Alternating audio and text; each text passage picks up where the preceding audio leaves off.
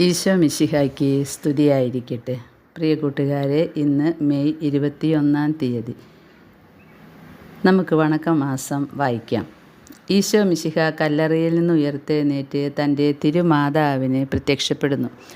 ഒന്നാമത് ദൈവമാതാവ് തൻ്റെ തിരുക്കുമാരൻ ഉയർത്തതിനാൽ അനുഭവിച്ച സന്തോഷവും, രണ്ടാമത് ഈ ദിവ്യപുത്രൻ്റെ അന്തമില്ലാത്ത മഹിമ കണ്ടപ്പോൾ അനുഭവിച്ച ആനന്ദവും, മൂന്നാമത് വിട്ടുപിരിഞ്ഞു പോയ ശിഷ്യർ തിരികെ തൻ്റെ തിരുക്കുമാരൻ്റെ പക്കൽ ചേരുന്നത് കണ്ടപ്പോൾ ഉണ്ടായ മനസ്സമാധാനവും.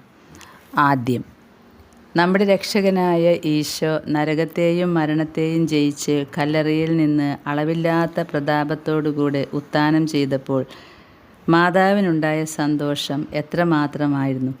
ഉത്ഥാനത്തിൻ്റെ ശേഷം ആദ്യം മാതാവിന് മഹിമയോടുകൂടി പ്രത്യക്ഷനായി എന്നാണ് പൊതുവെയുള്ള വിശ്വാസം.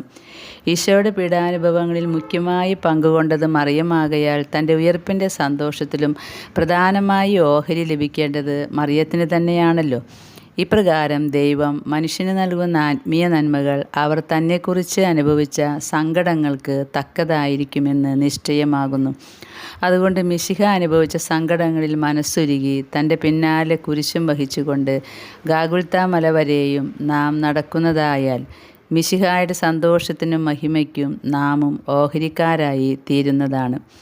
രണ്ടാമത്, ഈശോ മിശിഹ ഉത്ഥാനം ചെയ്തപ്പോൾ ദൈവമാതാവിനുണ്ടായ അവർണ്ണനീയമായ സന്തോഷത്തെയും മനതൃപ്തിയെയും പറ്റി ധ്യാനിക്കുക. സ്വന്തം പുത്രൻ സൂര്യനെ മയക്കുന്ന ശോഭ, സൂക്ഷ്മത, അക്ഷയത്വം, ലഘുത്വം മുതലായ വിശേഷവരങ്ങൾ പ്രാപിച്ചത് കാണുകയും ഈശോയുടെ കൈകാലുകളിലും മാറിലും ഉണ്ടായിരുന്ന ജയചിഹ്നമായ തിരുമുറിവുകൾ മുത്തുകയും ചെയ്തപ്പോൾ മോക്ഷവാസികൾ അനുഭവിക്കുന്നത് പോലുള്ള സന്തോഷമാണ് ഈ ലോകത്തിൽ വെച്ച് മറിയം അനുഭവിച്ചത്. ഈ ദൃശ്യമായ സന്തോഷം അനുഭവിപ്പാനിടയായതുകൊണ്ട് ഈ നാഥയെ നാം വാഴ്ത്തുകയും ഈ സന്തോഷം അനുഭവിപ്പാനായി ലൗകിക സന്തോഷം ഉപേക്ഷിക്കുന്നതിനുള്ള ധൈര്യം നമുക്ക് ലഭിക്കുവാൻ പ്രാർത്ഥിക്കുകയും ചെയ്യണം. മൂന്നാമത്, ഈശോ മിശിഹ ഉത്ഥാനം ചെയ്തതിൻ്റെ ശേഷം സ്ലീഹന്മാരും മറ്റു ശിഷ്യരും തൻ്റെ പക്കൽ തിരിച്ചു വരുന്നത് കണ്ട് ദൈവമാതാവ് അനുഭവിച്ച സമാധാനം അനിർവചനീയമാകുന്നു. ഇടയനില്ലാത്ത ആടുകളെപ്പോലെ മിശിഹായെ ഉപേക്ഷിച്ച് ചിതറിപ്പോയിരുന്ന സ്ലീഹന്മാർ മാനസാന്തരപ്പെട്ട് മനസ്ഥൈര്യമുള്ളവരായി തീർന്നു. നാമും കൂടെ കൂടെ പാപം ചെയ്ത് പിശാചിനടിമകളായി ഈശോയെ വിട്ടുപേക്ഷിച്ച് നമ്മുടെ തിരുമാതാവിന് ഏറിയ സങ്കടം വരുത്തിയിരിക്കുന്നുവല്ലോ. നമ്മുടെ സൽകൃത്യങ്ങൾ മൂലം മേലാലെങ്കിലും ഈ ദിവ്യമാതാവിനെ സന്തോഷിപ്പിക്കുവാൻ നാം ശ്രമിക്കണം. പരിശുദ്ധ കന്യകയെ, ബലഹീനത കാരണം ഒരു സൽകൃത്യവും ചെയ്യുവാൻ കഴിയാത്തവരായ ഞങ്ങൾ പാപത്തിൽ വീഴാതിരിപ്പാൻ കൃപ ചെയ്യണമേ. ദൃഷ്ടാന്തം: പൂർവകാലത്ത് ലയോൺ ഇസോയാൻ എന്ന രാജാവ് ക്രിസ്തുവേദം ഉപേക്ഷിച്ച് ദൈവമാതാവിൻ്റെയും മറ്റ് വിശുദ്ധന്മാരുടെയും അവശിഷ്ടങ്ങളെയും രൂപങ്ങളെയും വണങ്ങരുതെന്ന് കൽപ്പിച്ചുകൊണ്ട് ക്രിസ്ത്യാനികളെ കഠോരമായി പീഡിപ്പിച്ചു വന്നിരുന്നു. അപ്പോൾ വിശുദ്ധ യോഹന്നാൻ ദർമസോക്ക് എന്ന ദേഹമാണ് ഖലീഫ് രാജാവിൻ്റെ മന്ത്രിയായി ദർമസോക്ക് നഗരിയെ ഭരിച്ചുകൊണ്ടിരിക്കുന്നത്. അദ്ദേഹം പതിതനായ ലയോൻ രാജാവിനോട് എതിർത്ത് അയാളുടെ രാജ്യത്തിലുണ്ടായിരുന്ന ക്രിസ്ത്യാനികളെ ലേഖനങ്ങൾ കൊണ്ടും മറ്റും സത്യവിശ്വാസത്തിൽ സ്ഥിരപ്പെടുത്തിയിരുന്നു. ലയോൻ രാജാവ് ഇതറിഞ്ഞ് വിശുദ്ധ യോഹന്നാനെ നശിപ്പിക്കുന്നതിന് ഒരു തന്ത്രം ചെയ്തു. ലയോൻ രാജാവ് ദർമസോക്ക് നഗരിയിൽ സൈന്യബലത്തോടുകൂടെ വന്നാൽ ആ നഗരി കൈവശപ്പെടുത്തി കൊടുക്കാമെന്ന് യോഹന്നാൻ സമ്മതിച്ചിട്ടുള്ളതായി ഒരു കള്ളയെഴുത്ത് നിർമ്മിക്കുകയും യോഹന്നാൻ്റെ ഒപ്പുവെച്ച് അത് ഖലീഫ് രാജാവിന് അയച്ചു കൊടുക്കുകയും ചെയ്തു. എഴുത്ത് കൃത്രിമമല്ലെന്ന് വിചാരിച്ച് ഖലീഫ് രാജാവ് യോഹന്നാനെ വരുത്തി കാണിക്കുകയുണ്ടായി. ഇത് തൻ്റെ ശത്രുക്കളിൽ ആരോ ചെയ്ത ദുഷ്കൃത്യമെന്ന് എഴുത്ത് കണ്ട മാത്രയിൽ യോഹന്നാൻ മനസ്സിലാക്കി. എന്നാൽ അതുകൊണ്ട് എന്ത് പ്രയോജനം? രാജാവിന് മന്ത്രിയുടെ വാക്കിൽ ഒട്ടും വിശ്വാസം തോന്നിയില്ല. അതുകൊണ്ട് യോഹന്നാൻ്റെ വലങ്കൈ വെട്ടി തെരുവിൻ്റെ മധ്യേ കഴുമരത്തിൽ കെട്ടിത്തൂക്കുവാൻ രാജകൽപ്പനയുണ്ടായി. യോഹന്നാൻ ഒറ്റക്കൈയനായിട്ടാണ് സ്വന്തം ഭവനത്തിലേക്ക് മടങ്ങിയത്. രാജാവിൻ്റെ കോപം അമർന്നതിൻ്റെ ശേഷം വീണ്ടും രാജസന്നിധിയിലെത്തി വെട്ടപ്പെട്ട കരം തിരിച്ചു കിട്ടണമെന്ന് രാജാവിനോട് അപേക്ഷിച്ചു. അലിവ് തോന്നി വെട്ടപ്പെട്ട കൈ തിരിച്ചു കൊടുക്കുവാൻ രാജാവ് കൽപ്പിച്ചു. അദ്ദേഹം അത് വാങ്ങിച്ചുകൊണ്ട് ദൈവമാതാവിൻ്റെ പള്ളിയിൽ പോയി അധിക ഭക്തിയോടും ദൃഢവിശ്വാസത്തോടും കൂടെ ഇപ്രകാരം പ്രാർത്ഥിച്ചു: എൻ്റെ നാഥേ, അങ്ങേ സ്വരൂപത്തെ വണങ്ങണമെന്ന് ഞാൻ എഴുതിയതിനാൽ എൻ്റെ കൈ വെട്ടപ്പെടുവാൻ സംഗതിയായല്ലോ. ആ വണക്കം അങ്ങേക്ക് പ്രിയമുള്ളതെന്നും ഞാൻ എഴുതിയത് എന്ന് സംശയിക്കപ്പെട്ട എഴുത്ത് വ്യാജനിർമ്മിതമെന്നും എല്ലാവരും അറിയാനായി എൻ്റെ കൈ അങ്ങ് ഒട്ടിക്കുന്നുവെങ്കിൽ ആ കൈകൊണ്ട് തന്നെ ഇനിയും അങ്ങേ തിരുസ്വരൂപത്തെയും മറ്റും വണങ്ങുന്നതിന് ജനങ്ങളെ പ്രേരിപ്പിക്കുന്ന എഴുത്തുകൾ എഴുതുന്നുണ്ട്. ഈ പ്രാർത്ഥനയുടെ ശേഷം ദൃഢവിശ്വാസത്തോടുകൂടെ വെട്ടപ്പെട്ട ഭാഗങ്ങൾ രണ്ടും കൂട്ടിച്ചേർത്തപ്പോൾ അത്ഭുതമായി ഒട്ടിച്ചേർന്ന് മുമ്പത്തെ പോലെയായി. ഈ അത്ഭുതം ഉടനെ തന്നെ പ്രസിദ്ധമായി. രാജാവ് ഇതറിഞ്ഞ് അദ്ദേഹത്തെ വരുത്തി ക്ഷമായാചനം ചെയ്യുകയും അദ്ദേഹം ചോദിക്കുന്നത് നൽകാമെന്ന് വാഗ്ദാനം ചെയ്യുകയുമുണ്ടായി. എന്നാൽ ഈ പുണ്യാത്മാവ് തനിക്കൊന്നും തന്നെ വേണ്ട എന്നും മന്ത്രിയുദ്യോഗം ഒഴിയുന്നതിന് അനുവദിച്ചാൽ മതിയെന്നുമാണ് പറഞ്ഞത്. ഇങ്ങനെ ഉദ്യോഗം ഒഴിഞ്ഞതിൻ്റെ ശേഷം മരണപര്യന്തം ദൈവമാതാവിൻ്റെ അതിഭക്തനായി ജീവിച്ചു വന്നു. ദൈവമാതാവ് ചെയ്ത അത്ഭുതത്തിൻ്റെ അടയാളമായി അദ്ദേഹത്തിൻ്റെ കൈമുറി കൂടിയ സ്ഥാനത്ത് ഒരു ചുവന്ന പാടുണ്ടായിരുന്നു.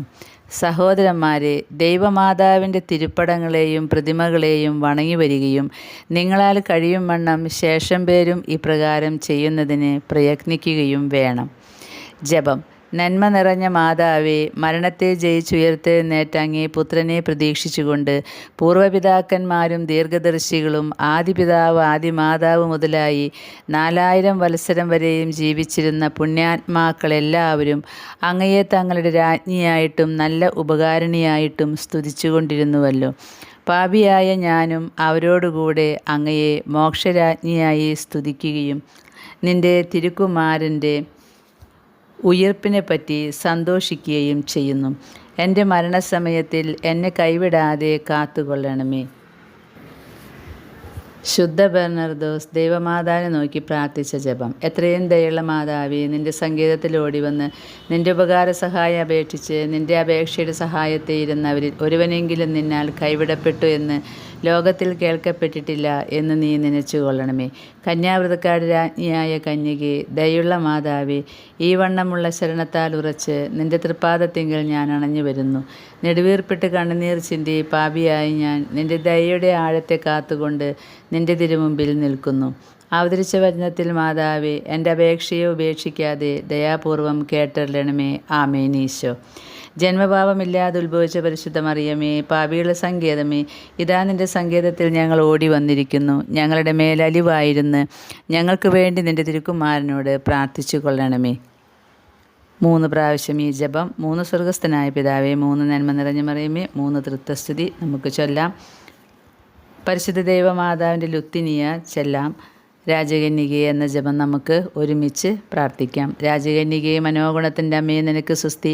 ഞങ്ങളുടെ ആയുസ്സും മനോഗുണവും മാധുര്യവും ശരണവും ആശ്രയവുമേ നിനക്ക് സുസ്തി. അലസിഭാഗപ്പെട്ട് നടക്കുന്ന ഹാവായുടെ മക്കളായ ഞങ്ങൾ നിന്നെ വിളിക്കുന്നു, കരയുന്നു. ഈ സ്ഥലത്തിൽ നിന്ന് ഉഴന്നു കരഞ്ഞുകൊണ്ട് നിൻ്റെ പക്കൽ നെടുവീർപ്പിടുന്നു. എന്നാൽ ഞങ്ങൾക്ക് വേണ്ടി അപേക്ഷിക്കുന്ന ആമേ, മനോഗുണമുള്ള നിൻ്റെ ശുദ്ധ കണ്ണുകൾ കൊണ്ട് ഞങ്ങളെ വിരവിൽ തിരിഞ്ഞു നോക്കണമേ.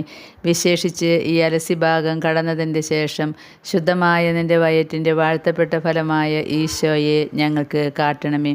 അയ്യോ, കനിവും മനോഗുണവും മാധുര്യവും ശരണവും ആശ്രയവും ആകുന്ന നീ എപ്പോഴും കന്യാസ്ത്രീ മറിയമേ.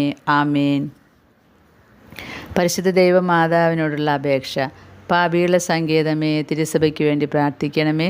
നന്മ നിറഞ്ഞ മറിയമേ എന്ന ജപം ഓരോ അപേക്ഷയ്ക്ക് ശേഷവും ചൊല്ലണം. പാപികളുടെ സങ്കേതമേ, അജ്ഞാനികൾ മുതലായ ദുർമതക്കാർ മനസ്സ് തിരിയാൻ വേണ്ടി പ്രാർത്ഥിക്കണമേ. പാപികളുടെ സങ്കേതമേ, സത്യരാജാക്കൾ പ്രഭുക്കൾ തമ്മിൽ സമാധാനമായിരിക്കാൻ വേണ്ടി പ്രാർത്ഥിക്കണമേ. പാപികളുടെ സങ്കേതമേ, മാർപ്പാപ്പ മുതലായ വേദപാലകന്മാർക്ക് വേണ്ടി പ്രാർത്ഥിക്കണമേ. പാപികളുടെ സങ്കേതമേ, നിൻ്റെ പ്രിയപ്പെട്ട മക്കളായിരിക്കുന്ന ശുദ്ധീകരണ സ്ഥലത്തിലെ ആത്മാക്കൾക്ക് വേണ്ടി പ്രാർത്ഥിക്കണമേ. ഇന്നത്തെ സുഹൃത ജപം. പരിശുദ്ധ കന്യകേ, ഈശോമിശിഹ കഴിഞ്ഞാൽ നീയത്രേ എനിക്ക് ഉറപ്പുള്ള ശരണം. ഇന്നത്തെ സൽക്രിയ.